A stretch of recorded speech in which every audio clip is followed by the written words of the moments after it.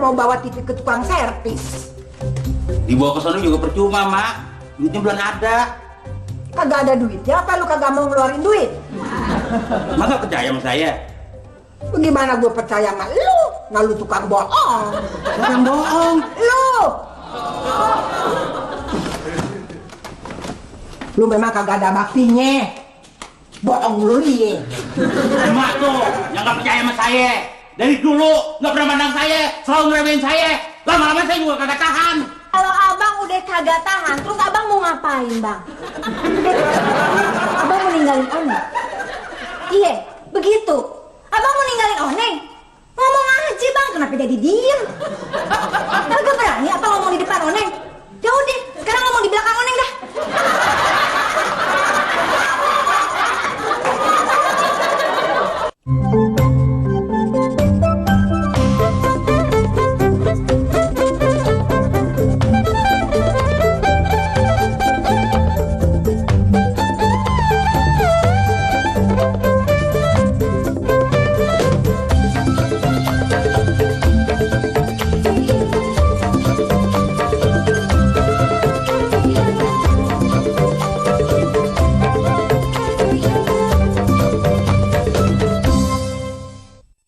Kenapa lo, Neng? Kagak. Bang Juri no sama emak yang napa-napa. Perang lagi? Iya, biasa. Kayaknya beban lo berat banget ya. Gue jadi kesian ya sama lo. Kagak juga sih, Dep. Beratnya tuh cuma pas lagi Bang Juri di atas gue aja. Oke, kagak usah dipikirin, gue kagak apa-apa, Dep. Emang udah takdir Bang Juri jadi laki gue. Tapi Nona Neng, tadi gue liat bos pabrik sepatu. Kok Ma bisa tahu kalau dia bos pabrik sepatu? Pasti orang dia turun dari mobil sedan. Perutnya juga gendut. Tapi lo gak jadi kawin sama bos pabrik sepatu kan? Ya iya. Tapi tetap dapat suami yang perutnya gendut kan? Ya iya. Maaf, kenapa Mak benci? Bang Juri kan mantu Mak sendiri. Bagaimana gue kagak benci sama dia? Pertama banget gue liat wujud dia udah nipu gue.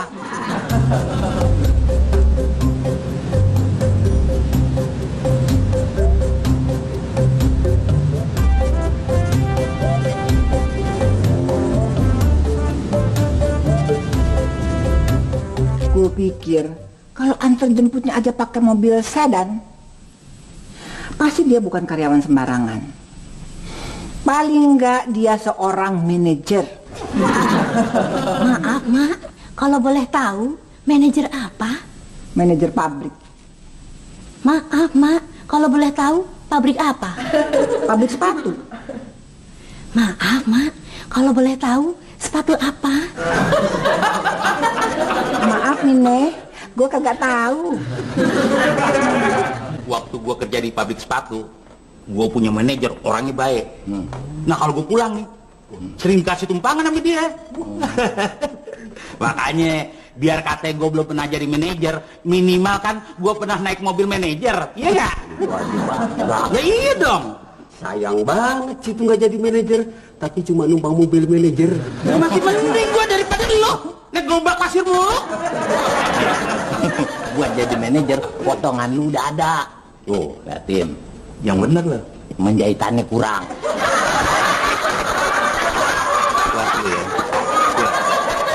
Sebenarnya waktu emak mau kawinin gue sama bos pabrik sepatu, gue udah punya demenan.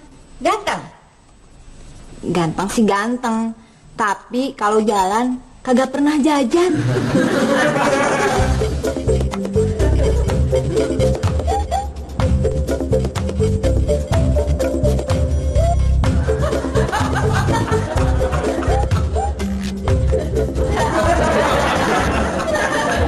Kok akhirnya Poneng kawin sama Bang Juri? Yang kenalin Bang Juri ke lu siapa? Bukan gue. Ya si Ucup. Nah dulu emaknya Oneng tukang jualan kain keliling. Nah si Ucup suka ngutang sama dia. Oh, jadi tadinya lu naksir emaknya si Oneng.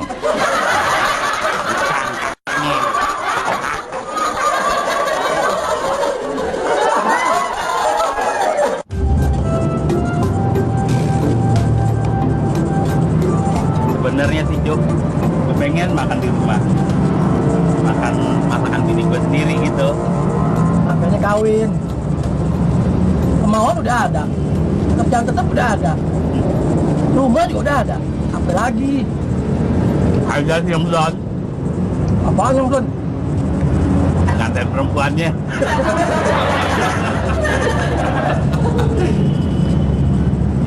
Apa mungkin ada yang mau?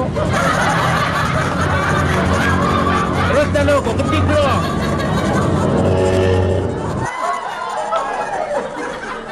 Emak lagi kagak ada di rumah, Cup. Nggak apa-apa, Po. Oh iya, kenalin nih, kawan Ucup. Nama kami Ahmad Bajuri. Kami anak Betawi asli kok. Nama saya Oneng. Emak sama almarhum bapak sebenarnya dari Cirebon, tapi saya sendiri dari mulai brojol sampai gede ya di mari. Oh ya? Oneng, siapakah nama lengkap kamu? Nama saya Oneng doang. Maaf ya, nama Oneng kagak lengkap. Nah, begitulah mulanya Raden Ahmad Bajuri ketemu dengan si Oneng. Terus lu langsung demen? Iya. Oneng juga demen sama situ. Kagak. Kagak, sumpah. Abang Ahmad Bajuri manajer ya?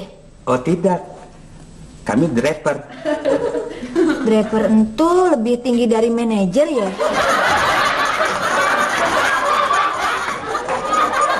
Waktu Bang Juri sama si Ucup yang kerja di pabrik sepatu datang, emak pikir Bang Juri datang buat jadi comblangnya bos pabrik sepatu. Padahal waktu itu Bang Juri sendiri kan yang suka sama Po Oneng. Ya waktu itu gue juga belum tahu. Karena waktu itu Bang Juri nggak ngomong. Ya ngomong, emangnya dia gagu. Maaf, Mak. Saya bukannya nggak mau dengerin cerita, Mak. Maaf, tapi nggak bagus ngomongin orang lain. Orang gue ngomongin diri gue sendiri.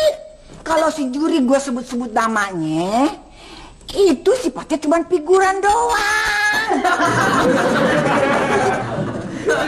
Pokoknya dia langsung kesengsem sama gue. Buktinya apa kalau dia kesengsem? Ayo. Ya itu, kalau dia mau pergi kemana-mana, dia pasti minta anterin gue. Berarti bakat lu jadi tukang bajai emang udah ada dari dulu.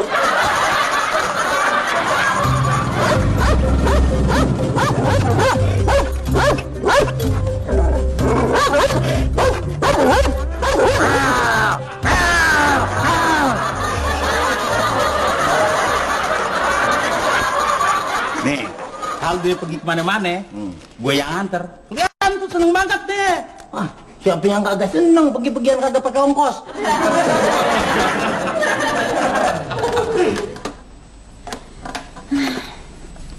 Dulu Bang Juri orangnya sabar banget. Mas, emak nyuruh Oneng kawin sama bos pabrik sepatu. Kamu masih mencintai aku kan? Masih. Gimana kalau kita kawin lari aja, Neng? Ogah, Kenapa? Oneng kan kagak punya sepatu olahraga. Waktu gua ada masalah soal sepatu, Bang Juri juga yang bantuin gua. Gue kagak ngerti kenapa si Oneng bisa kepincut sama si Juri. Jangan-jangan dipelet. Astagfirullahaladzim, yo. Sumpah yo, gue ngapain pelet. Abang kan bekerja di pabrik sepatu. Jadi abang bisa mendapatkan potongan harga. Terima kasih ya Abang Ahmad Bajuri. Mudah-mudahan ini sepatu bisa jadi buat jalan keluar ya. Tentu saja, Oneng. Oneng dapat memakai sepatu ini untuk jalan keluar.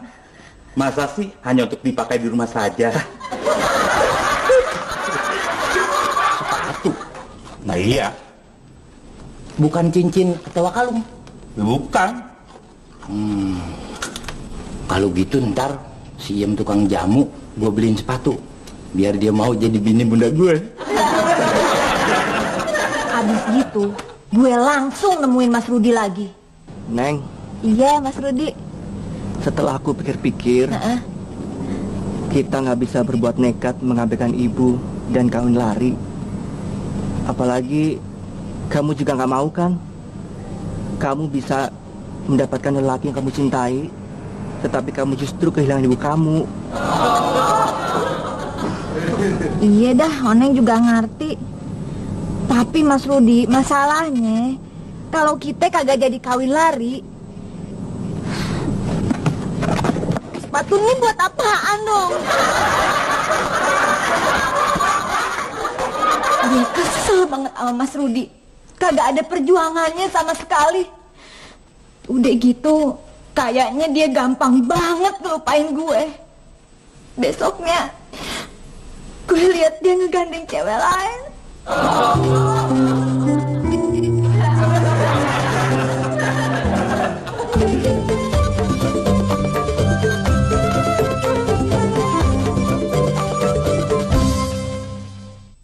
Lu nggak jadi kawin lari sama Mas Rudi? Kenapa lu juga nggak jadi kawin sama bos pabrik sepatu? Ya, sebenarnya sih udah mau. Mak, ngapain mak? Gua mau bunuh diri. Emangnya kenapa? Habisnya lu kagak mau kawin sama bos pabrik sepatu. Kenapa lu tarik-tarik tangan gue? Biar kagak jadi bunuh diri. Kereta apinya masih jauh.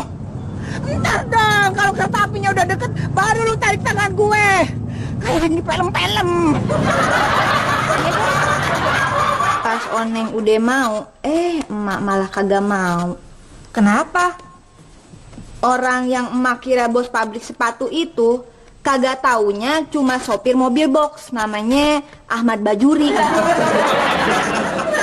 Mak. Saya bukannya penasaran. Saya cuma pengen jelas aja. Maaf, kalau boleh saya tahu, kenapa akhirnya Mbak Oneng tetap nikah sama Bang Juri?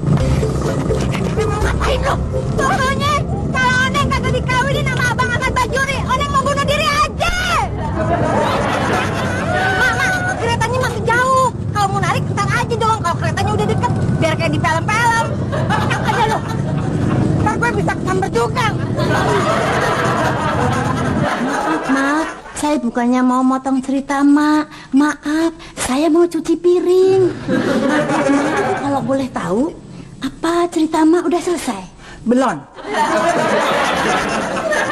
Aja. Kenapa Oneng mau kawin sama situ? Itu yang nggak bisa diterima akal sehat saya.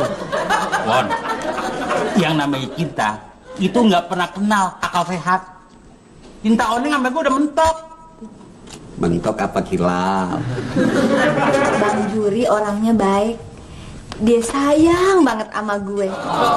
Dia yang bikin gue bisa ngelupain Mas Rudi.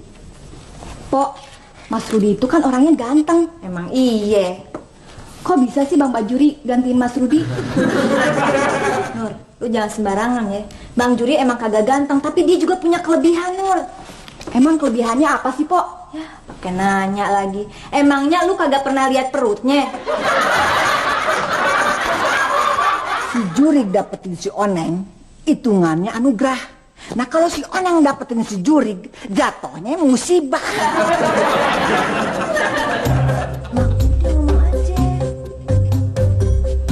Mak, jadi kena PHK, Mak. Dikeluarin dari tempat kerja. Lu nyolong terus ketahuan.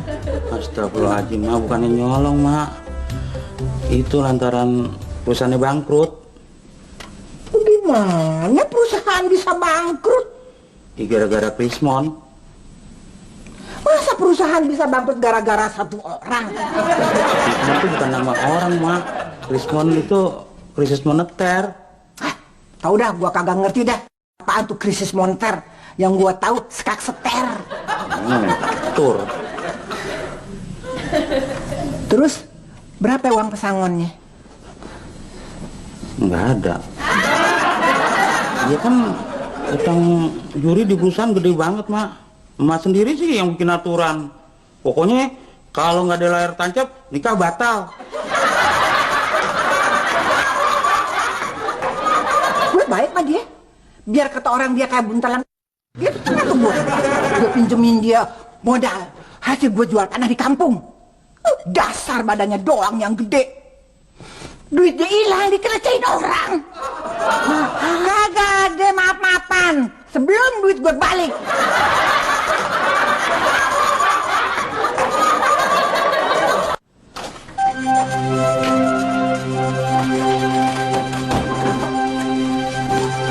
Nek, belum tidur loh. Belum. Mak lu masih marah nggak sih? Loh? Kagak. Ya syukur dah kalau gitu. Bang, Neng pengen. Ya, lu sih, Neng. Malu minta benerin TV aja gue belum turutin. Udah minta pengen yang lain. Gimana sih, Bang? Neng kan cuma kepengen dikekepin, masa abang kagak bisa? Kan bisanya apa sih jadi laki? Lah, yang itu sih abang orang iso nolak.